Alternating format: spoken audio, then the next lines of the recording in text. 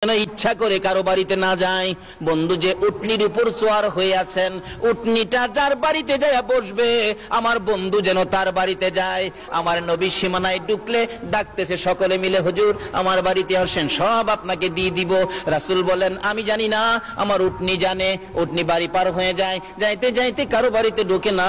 যাইতে যাইতে আবু আইয়ুব আনসারীর বাড়ির কাছাকাছি গেলে খালি চারদিক উটনি খালি ঘুরে ঘুরে চায়। কে যেন বলতেছেন, উটনি রে আর সামনে বাড়িস না। উটনি যখন আবু আইয়ুব আনসারীর বাড়ির ভিতরে ঢুকতেছে, আবু আইয়ুব আনসারী একটা চিৎকার মেরে দৌড়ে বাড়িতে ঢুকছে। দরজায় যায় ডাক মারছে, বিবি রে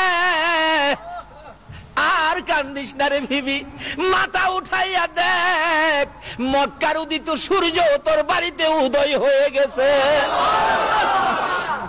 ওই মহিলা মাথা নিচে দিয়ে কাঁদতেছিল, কপালটা উঠাইয়া আমার নবীর সুন্দর চেহারা দেখে আমার আল্লাহ দরবারে শুকর আদায় করেছে।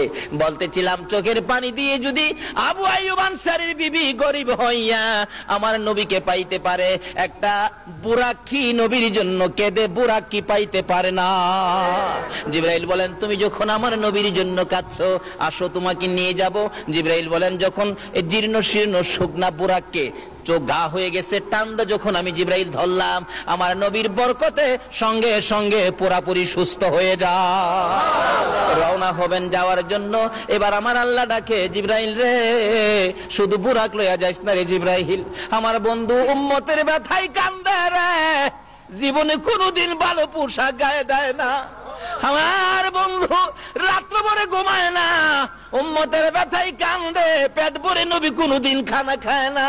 আমার বন্ধু বেড়াইতে আসবে এই পোশাক নিয়ে নয়, জলদি করে যা ওই জান্নাতের কোঠার থেকে আমার বন্ধুর জন্য একটা সুন্দর জান্নাতি পোশাক নিয়ে যা।